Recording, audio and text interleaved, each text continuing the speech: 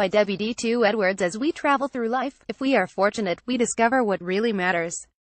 We may have been privileged to do something that impacts a person or a community in a positive way.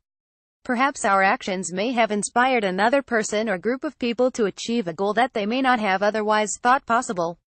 Perhaps our words may have given others joy or hope. Those things combine to form our legacy. If we are so honored, there may be a symbol of this legacy, something that people can see, and that will remind them of another person's accomplishments. September 22, 2017 was the culmination of the recognition of the legacy of James "Quick" Tillis. Quick Tillis put Tulsa, Oklahoma on the boxing map. His tough-as-nails style of fighting, his candor, his down-to-earth, readily approachable demeanor make him a fan favorite.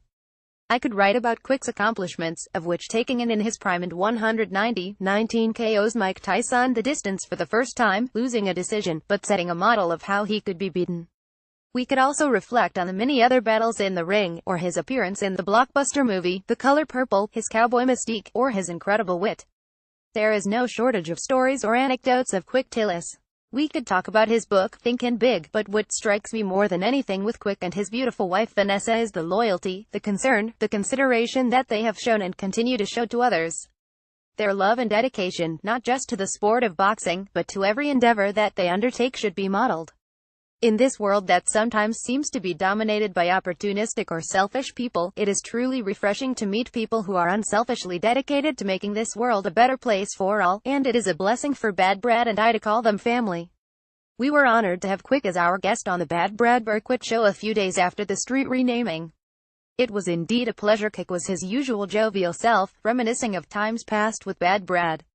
The two of them showed a genuine rapport and mutual regard that goes back to when Quick and Bad Brad boxed out of the same gym, Allen Park in North Miami Beach, Florida 37 years ago. At that time, a then 13-year-old pre-Bad Brad met the top-ranked heavyweight who was training for a title shot against then-champion, Mike Weaver. That took place on October 3, 1981.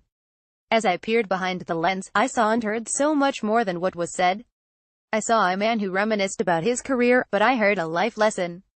Regardless of how many times we are knocked down, regardless of how many hurdles we must overcome, regardless of who is in our corner or not, never give up. Keep fighting. We are headed to our final destinations, but we must enjoy the journey. So, when you are driving through the streets of Tulsa, and you come across a street named Quick Tillis Way, stop and reflect for a moment. Reflect on his legacy, a young man from North Tulsa who was privileged to live out his dreams. Through his travels, his experiences, his victories, and his defeats, he remained the same.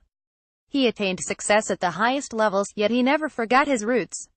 His story should be an inspiration to all, regardless of where they got their start in life. That hard work, perseverance, and dedication does indeed pay off. Contact the management team.